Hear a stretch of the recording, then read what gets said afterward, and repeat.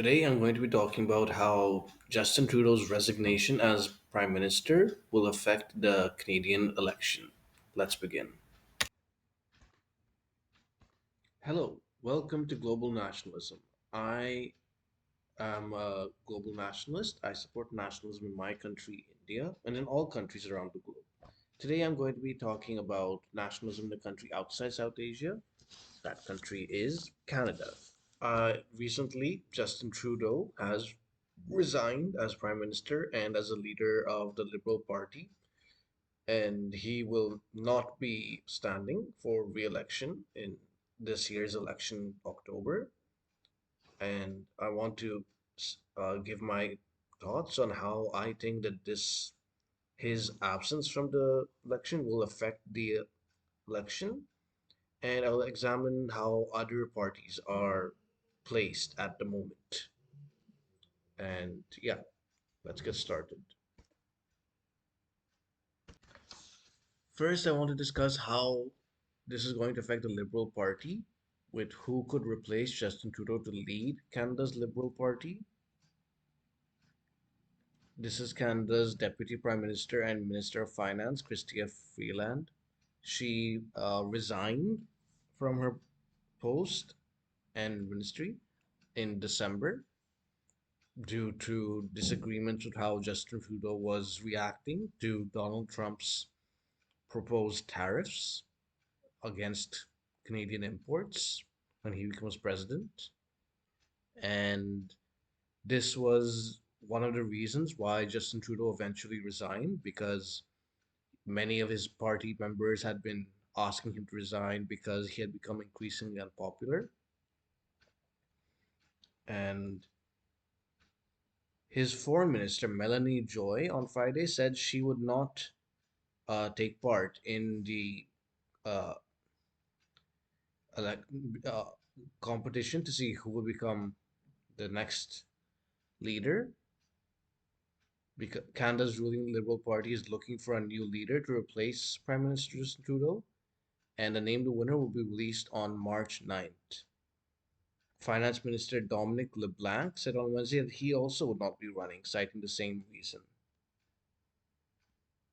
And here are some of the remaining top potential contenders. Former Finance Minister Chrystia Freeland.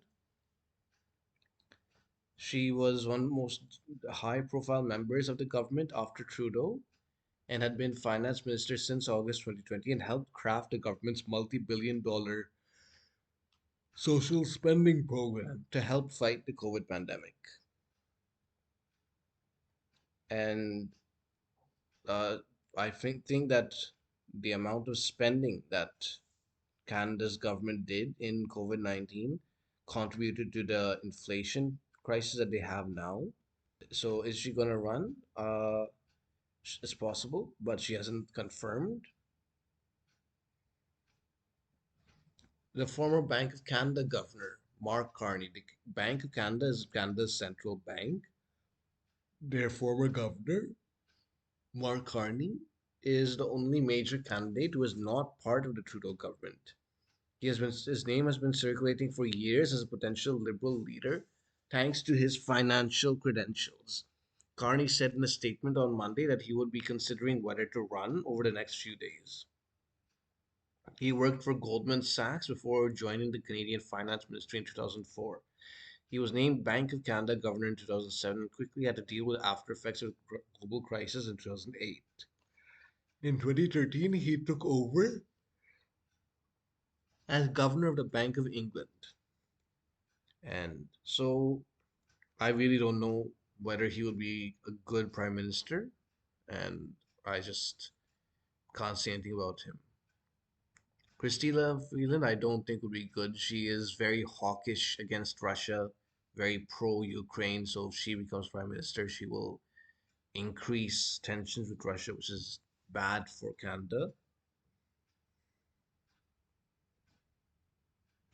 And yeah, there are other people in the running, like Transport Minister Anita Anand. Anand, 57, is a former law professor who entered Parliament in November 2019 and became Procurement Minister.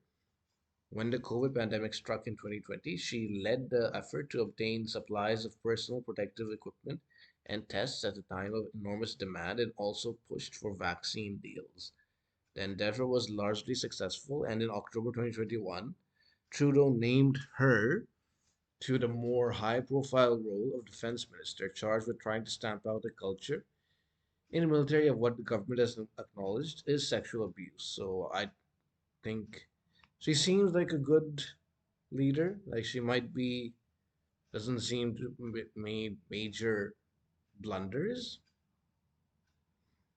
But her involvement with vaccines, COVID vaccines, is a bit fishy because we know that there was a lot of, uh, at a global level, the vaccine companies were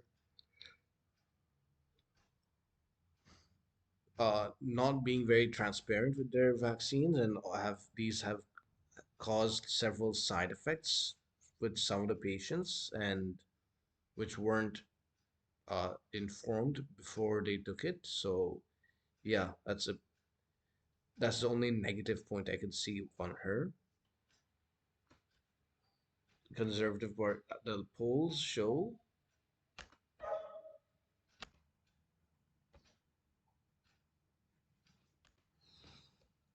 these are the polls. The Conservative Party is leading by has 44.2%, and the Liberals have 20.1%. The New Democratic Party has 19.3%, Bloc Québécois has 8.5%, and Green has 4.1%, and People's Party has 2.4%.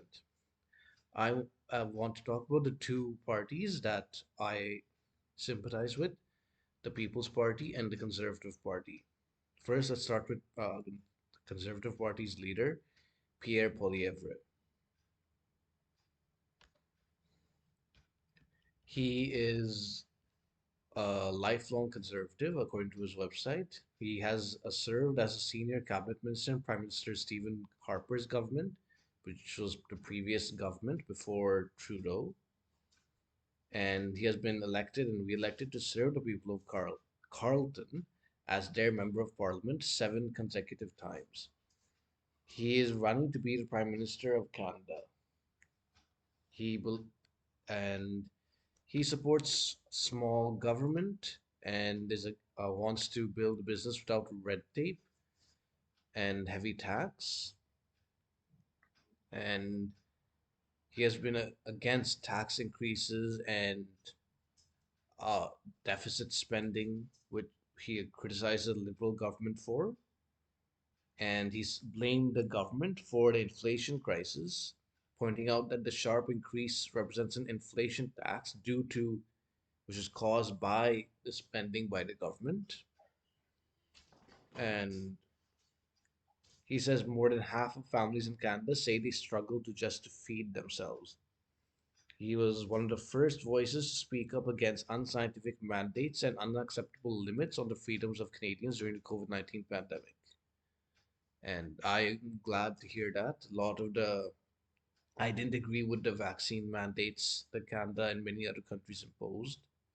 Though I do think that vaccines helped. I mean, in the same video I've said how there were some patients who suffered side effects. I think overall it was good, but the mandates were just unnecessary. They were unacceptable limits on the freedoms of Canadians, as he says. These, yeah, so these are his policies. And now let me talk about the People's Party of Canada, led by Maxime Bernier.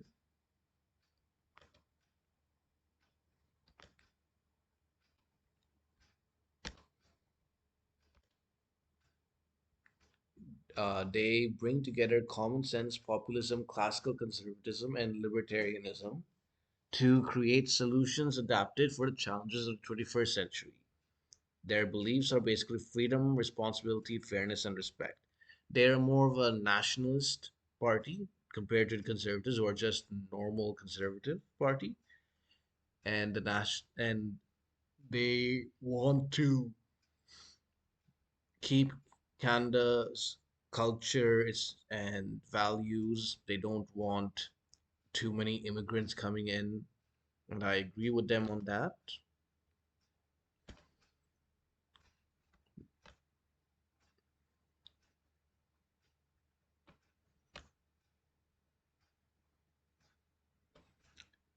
They have claimed to have an immigration policy that can benefit Canadians only if they welcome the right kind and right number of immigrants and non-permanent residents.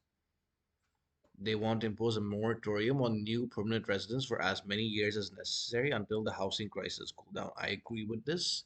It's now very difficult for Canadians to buy houses, and if more and more immigrants come to the country, they're going to make it difficult for the locals to buy houses, and it'll be hard for them to buy houses.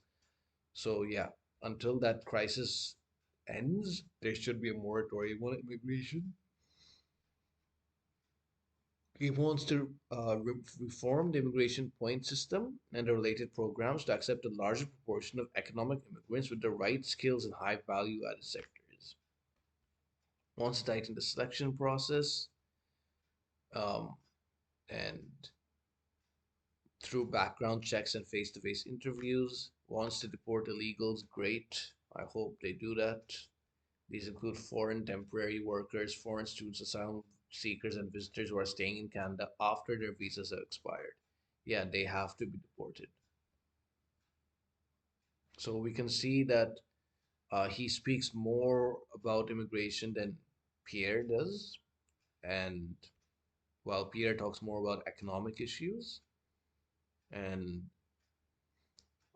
now, one interesting thing is that caught my eye as an Indian is that he has criticized Khalistani Sikhs. He talks about how there was an attack uh, on on November 3rd by pro-Khalistani extremists on the Hindu Sabha temple, and he says none of the mainstream parties have named the Khalistani Sikhs who are committing the violence.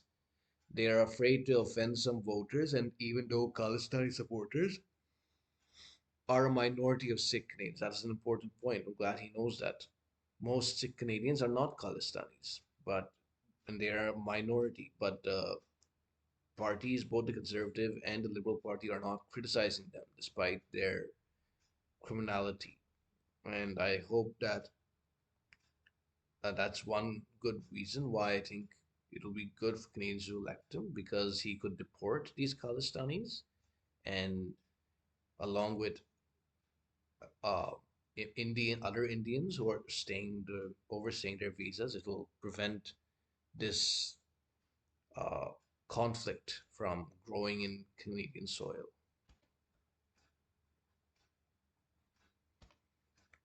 And those are the facts as far as the details. Now, for conclusion, I think that since the Conservatives are going to win, I hope that they get a majority, but I also want the People's Party of Canada to get many seats and serve as an opposition to the Conservative Party to make sure that they don't uh, go back on their promises to the people of Canada. And the main thing is that nationalists in Canada need to do this election is to defeat the Liberals thoroughly. They need to be completely removed from the government, and their seats should be small, their vote share should decrease. This will make them understand that these policies of mass immigration, both legal and illegal, of uh, transgender ideology, and massive spending causing inflation are not acceptable, and it will help them uh, other never apply, apply these policies again if they get re-elected, and it'll discourage other parties from imposing these policies. So yeah, and I need the nationals need to make sure that the Conservative Party, if they win, actually is conservative and is not going to sell out to globalists, though. And that's why they need to make sure the PPC has some influence in the parliament. But again, these are just suggestions. I'm not saying that Canadians have to do this. I am a foreigner. I don't know what is best for Canadians. I'm just simply speaking to people who ideologically agree with me as nationalists who are in Canada. And that's all I wanted to say. Please share your thoughts in the comment section. If you want to see other videos about nationalism outside South Asia, click here. If you want to see my previous video, click here. If you want to see the sources I use for this video, click the links in the description below. Thank you for watching. Goodbye.